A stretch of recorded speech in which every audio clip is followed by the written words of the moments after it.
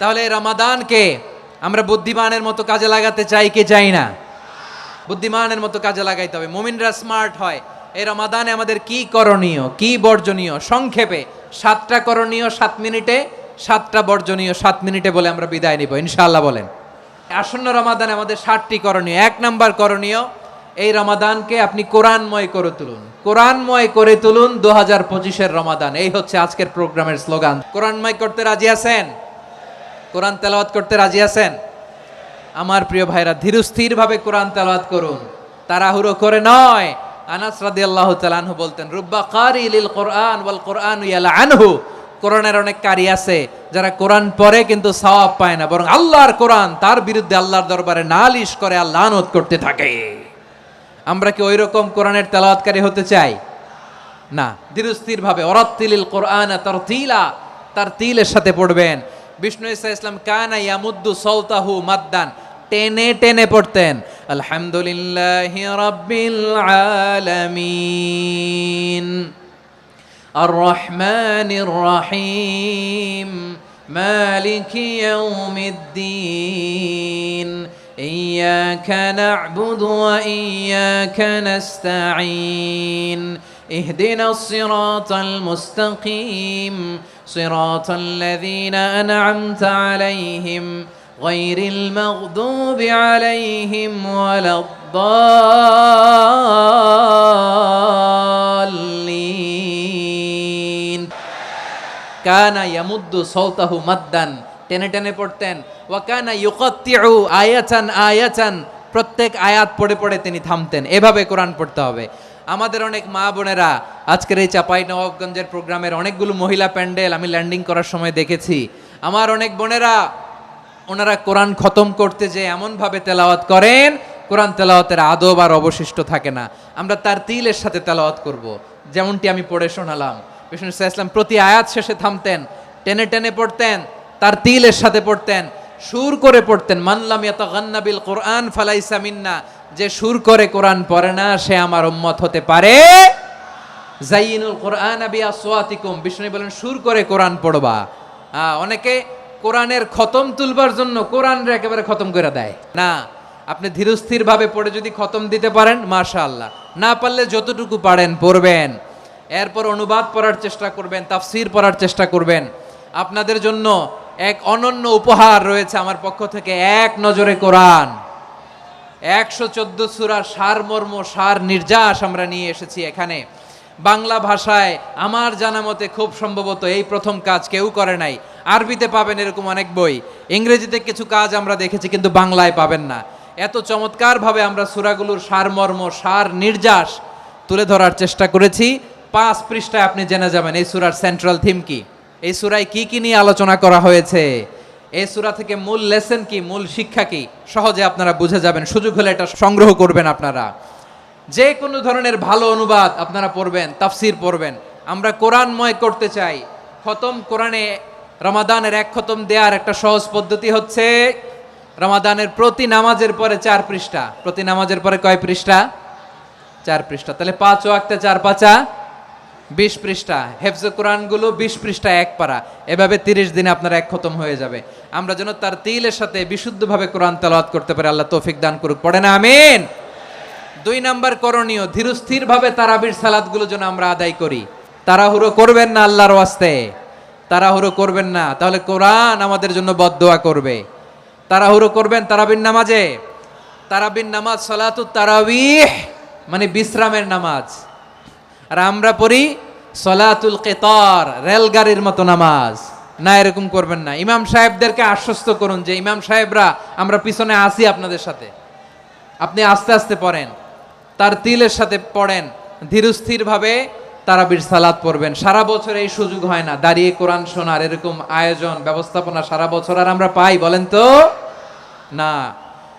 তারাবির সালাতের রাকাত বিতর্ক এড়িয়ে চলুন। রাকাত নিয়ে বিতর্ক করবেন না। 8 রাকাত 20 রাকাত নিয়ে যে মারামারি এই দেশে, এটা শয়তানের ফন্দি। চিল্লায় বলেন, এটা কার ফন্দি? আমরা 20 রাকাত পড়ি, আপনারা হয়তো 8 রাকাত পড়েন, কোনো অসুবিধা নাই।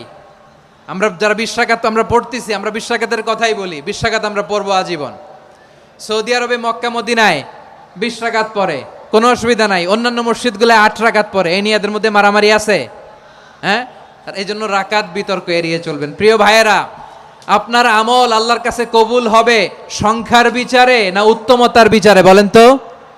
উত্তমতার বিচারে। কত চমৎকার ভাবে আপনি আল্লাহর সামনে দাঁড়াতে পারছেন এটা বিবেচ্য। রুকু সেজদাগুলো সুন্দরভাবে করবেন। রুকু থেকে সোজা হয়ে দাঁড়ানো ওয়াজিব, 2 সেজদার মাঝখানে সোজা হয়ে বসা ওয়াজিব। এই তা'দিলুল আরকান বাদ দিলে হানাফি মাযহাব মতে সৌ সেজদা দিতে হবে, অন্য মাযহাব মতে নামাজই হবে না আপনার।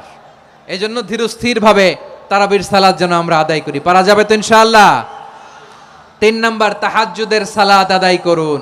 বছরের অন্য সময় উঠতে পারি না, অনেকে বলে হুজুর উঠতে পারি না, কিন্তু রমাদানে সাহারি খাওয়ার জন্য তো ওঠাই লাগে। কি বলেন? আল্লাহর হাবিব বলেন তাসাহারু ফা ইন্না ফিস সাহুরি বারাকা, তোমরা সাহারি খেও, কেননা সাহারির ভেতরে বরকত ঢুকায় দিয়েছে কে? একটা খেজুর, 1 গ্লাস পানি খেলেও সারা দিন আপনাকে তরতাজা রাখে কে? তো সাহারির জন্য যেহেতু উঠতেই হয়, সাহারি খাওয়ার আগে বা পরে 2 রাকাত 4 রাকাত তাহাজ্জুদ পড়া যাবে না? রব্বুল আলামিন বলেন ওয়ামিনাল লাইলি ফাতাহাজ্জাদ বিহি নাফিলাতান লাকা আসা আইয়াবআসাকা রাব্বুকা মাকামান মাহমুদা। ও নবী, রাতের কিছু অংশ সময় তাহাজ্জুদের সালাত আপনি আদায় করবেন, কারণ এই তাহাজ্জুদ হলো আপনার জন্য নাফিলাতাল লাক, অতিরিক্ত ফরজ। আপনাকে মাকামে মাহমুদে অধিষ্ঠিত করবে কে? এজন্য যারা সম্মানিত হতে চান, সম্মানের আসনে যেতে চান, তাদের জন্য তাহাজ্জুদ অবধারিত। আমরা রমজানে সাহারির আগে তাহাজ্জুদ পড়তে চাই কি চাই না? এই নামাজটারে আল্লাহ বড্ড ভালোবাসেন। কেন জানেন? কারণ গভীর ঘুমকে স্যাক্রিফাইস করে আমরা এই নামাজ পড়ি। ঘুমের আরবি জানা আছে কারো? ঘুমরে আরবিতে কি বলে? অনেকগুলো আরবি আছে। একটা আরবি হচ্ছে নুআস, তন্দ্রা, তন্দ্রা, আমানাতান নুআসা কোরআনে এসেছে। আরেকটা আছে ঝিমুনি, ঝিমুনি, এইভাবে ঝিমুনি আসে ঘুমের আগে, এটারে বলে সিনা। এটারে কি বলে? সিনা। স্বাভাবিক ঘুমকে আরবিতে বলে নাউম। স্বাভাবিক ঘুমকে কি বলে? এই সিনা আর নাউমকে আল্লাহ এক আয়াতে এনেছেন, লা তাখুযুহু সিনাতু ওয়ালা নাউম। আল্লাহর তন্দ্রা নাই, ঘুম নাই, ঘুমের আগে যে তন্দ্রা আছে ওইটাও নাই। তাহলে নুআস, সিনা, নাউম পেলাম। আরেকটা ঘুমের আরবি হচ্ছে হুজুদ। এটা মাঝরাতের ঘুম, শেষ রাতের ঘুম, যেই ঘুমটা বড্ড মজা লাগে। কাঁথা টেনে টেনে, ব্ল্যাঙ্কেট টেনে টেনে আরেকটু ঘুমাইতে মন চায়, আরেকটু, আর 1 মিনিট, আর 2 মিনিট, এরকম একটা মজার ঘুম শেষ রাতে আছে না নাই? এই শেষ রাতের ঘুম, এই হুজুদের ঘুমকে স্যাক্রিফাইস করে যেই সালাত পড়া হয়, ওই সালাতের আরবি নাম হচ্ছে সলাতুল হুজুদ বা সলাতুত তাহাজ্জুদ। চিল্লায় বলেন আল্লাহু আকবার। এজন্য আল্লাহ তাআলা তাহাজ্জুদের সালাতকে এত পছন্দ করেন। পড়বেন তো রমাদানে। 4 নম্বরে, মুক্ত হস্তে দান করুন। মুক্ত হস্তে দান করুন। ওয়ামা আতাইতুম মিন যাকাতিন তুরিদুনা ওয়াজহাল্লাহি ফাউলাইকা হুমুল মুদঈফুন। তোমরা মনে করো না যাকাত দিলে তোমাদের সম্পদ কমে যায়, এটা ভেবো না। বরং তোমরা আল্লাহর খুশির জন্য যে যাকাত দাও, তারপরে তোমার যে সম্পদ থাকে ওই সম্পদের মধ্যে প্রবৃদ্ধি দান করে কে? আপনি মনে করছেন দিলে কমে নাকি বাড়ে? বাড়ে। যেটা দান করেন, কামাসালি হাব্বা আম্বাতাত সাবআ সানাবিলা ফি কুল্লি সুম্বুলাতিন মিয়াতি হাব্বা। 1 টাকা দান করলে এটা চারা বীজের মতো, রূপে দিলে 7টা শীষ, প্রতি শীষে হয় 100 শস্য দানা। আল্লাহ যারে চায় এরকম বাড়ায় দেয়, প্রবৃদ্ধি দেয়। সুবহানাল্লাহ। এজন্য মুক্ত হস্তে দান করতে রাজি আছেন? আগে আগে যাকাত ক্যালকুলেট করে রাখেন। আপনার যাকাত বর্ষ যদি পরেও হয়, দেরি করেও হয়, ধরেন যে প্রতি বছর মুহররমে দেন, আপনি আগে দিতে পারবেন। যাকাত অগ্রিম আদায় করা যায়। সুবহানাল্লাহ বলেন। বিষ্ণু ইসা ইসলাম রমাদানে এত দান করতেন, কানা আজওয়াদান নাস, কিন্তু রমাদানে আজওয়াদুন নাস আজওয়াদু বিল খাইরি মিনার রিহিল মুরসালা। প্রবাহিত বাতাসের চেয়ে বিশ্বনবী আরো বদান্যতা বেড়ে যেত। প্রবাহিত বাতাস যেমনি সবাইরে বাতাস দেয়, আস্তিক নাস্তিক মুমিন কাফির সবাইকে শীতল করে দেয়, তেমনি নবীজির রমাদানের দান ছিল এমন, কেউ নবীর কাছে চেয়ে ফিরে গিয়েছে এর নজির নাই। জোরে বলেন সুবহানাল্লাহ।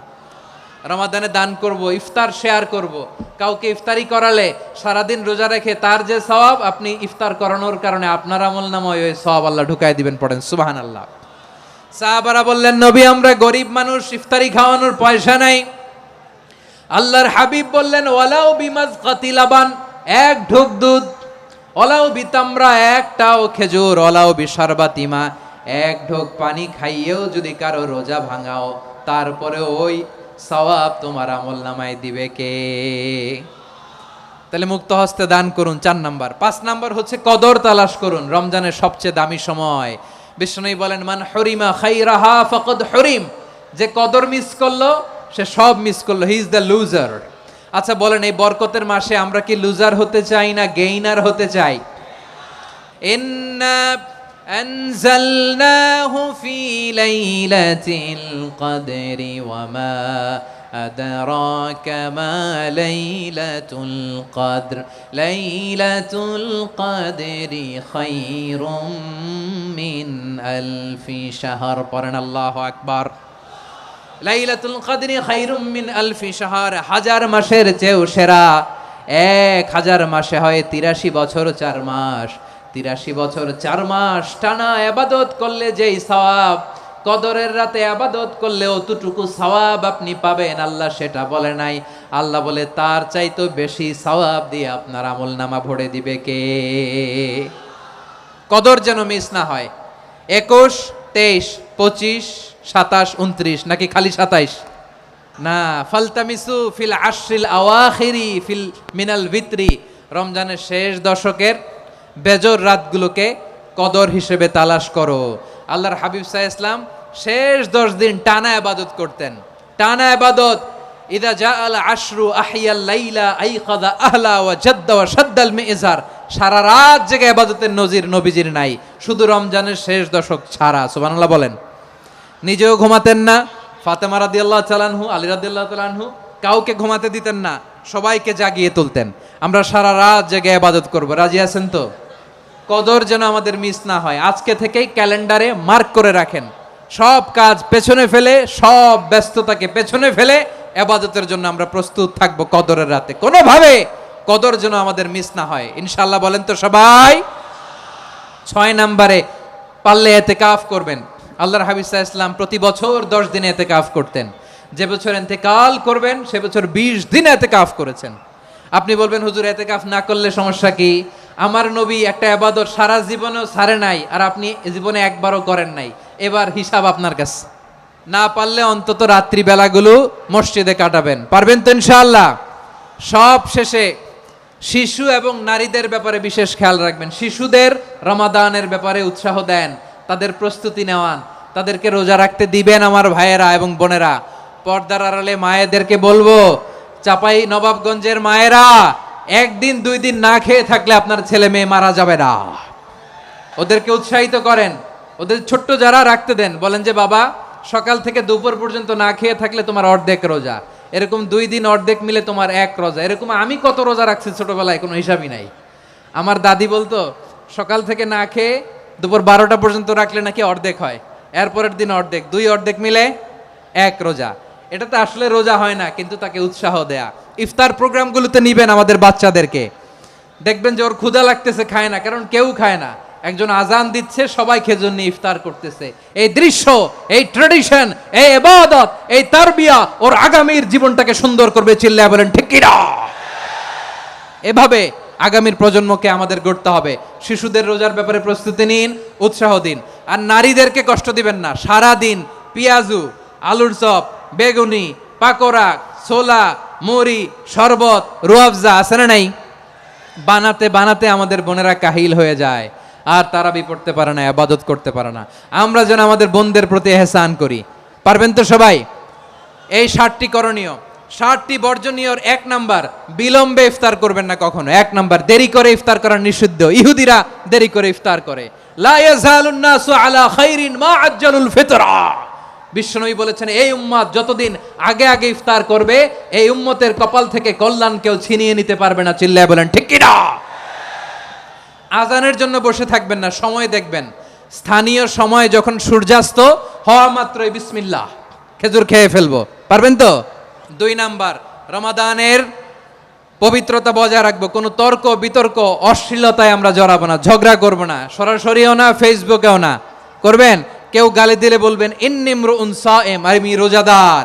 আল্লাহর হাবিব শিখিয়েছেন কেউ যদি তোমার গালি দেয়, কটু কথা বলে, অশ্লীল কথা বলে, রমজানে তুমিও বলতে পারবে না, তুমি বলতে পারবা ইন্নী ইমরুউন সায়েম, আমি রোজাদার। আজকে থেকে নিয়ত করেন, রমজানে কেউ গালি দিলে আপনি একটা গালি দিবেন নাকি? কি বলবেন? রোজাদার, রমজানের পবিত্রতা আমি ভঙ্গ করতে পারবো না। অশ্লীল নাটক সিনেমা আমরা দেখব না।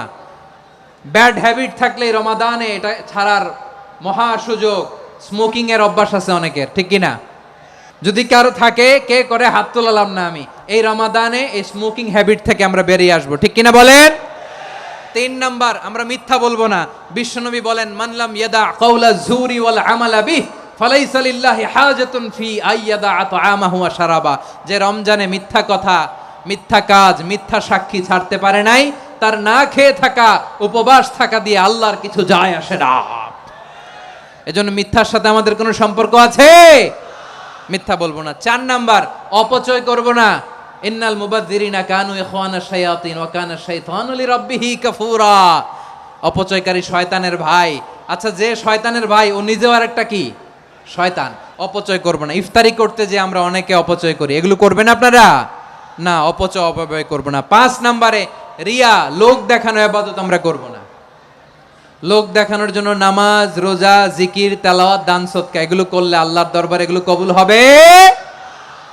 বিশ্বনবী বলেন দাজ্জালের ফিতনার চেয়ে একটা বড় ফিতনার ভয় আমি করি, সেটা কি? আর রিয়া, শো অফ মেন্টালিটি, লোক দেখানো মানসিকতা। এটা থেকে আমরা বিরত থাকবো ইনশাআল্লাহ। 6 নাম্বার, অনেক গুরুত্বপূর্ণ, ব্যবসায়ী ভাইয়েরা, অনেক অসাধু ব্যবসায়ী আছে রমজান আসলে নিত্য প্রয়োজনীয় পণ্যের মূল্য বৃদ্ধি করে দেয়। এরকম আছে না নাই? এগুলো করবেন না। মজুদদারি করবেন না। পণ্যের কৃত্রিম সংকট বাজারে করবেন না। আপনি লাখ টাকা কামায়া ভাবছেন যে রোজাদারদের কষ্ট দিয়ে ধনী হবেন, এমন রোগ আল্লাহ আপনারে দিবে, কোটি টাকা দিয়েও আপনি হাসপাতালের বিল পরিশোধ করার ক্ষমতা আপনার হবে না। খবরদার। শেষ বয়সে দেখবেন কি কষ্ট আপনার হয়। আপনি রোজাদারদের কষ্ট দিচ্ছেন, আল্লাহ আপনার সুখে রাখবে? আল্লাহর দোহাই লাগে, আমার ব্যবসায়ী ভাইয়েরা এটা করবেন না। আরব বিশ্বে আমরা দেখেছি, আরব বিশ্বের ব্যবসায়ীরা সারা বছরে ব্যবসা করে, রমজানে ভর্তুকি দেয়। আর আমার দেশের কিছু অসাধু ব্যবসায়ী রমজানে গলাকাটা ব্যবসা করে আর সারা বছর সেইটার উপর দিয়ে চলে। চিল্লায় বলেন ঠিক কিনা? করবেন না, এটা করবেন না। নিত্য প্রয়োজনীয় পণ্যের মূল্য বৃদ্ধি করা হারাম, পণ্যের কৃত্রিম সংকট তৈরি করা হারাম, মজুদদারি করা হারাম, রোজাদারদেরকে কষ্ট দেয়া হারাম, এটা করবেন না। 7 নাম্বারে সর্বশেষ কথা, অধীনস্থ যারা আছে তাদের কাজের চাপ আপনারা কমিয়ে দিবেন। কাজের লোক, ফ্যাক্টরির ওয়ার্কার, স্টাফ, তাদের প্রতি যদি রহম করেন, আপনার উপর রহম করবে কে? এই পবিত্র রমাদানের 7টা করণীয়, 7টা বর্জনীয় মনে রাখা যাবে তো ইনশাআল্লাহ? রমজানের 7টা করণীয় এবং বর্জনীয় যে আমরা শুনলাম, পালন করার তৌফিক দান করো।